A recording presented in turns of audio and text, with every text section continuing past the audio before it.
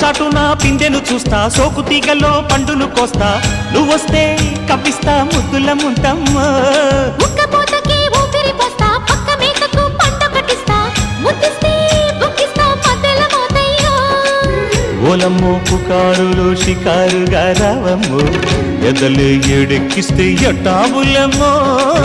ఊరయ్యో బజారులో మజాలకి రానయ్యో, పగలే పక్కెక్కిస్తే తంటాలేవయ్యో.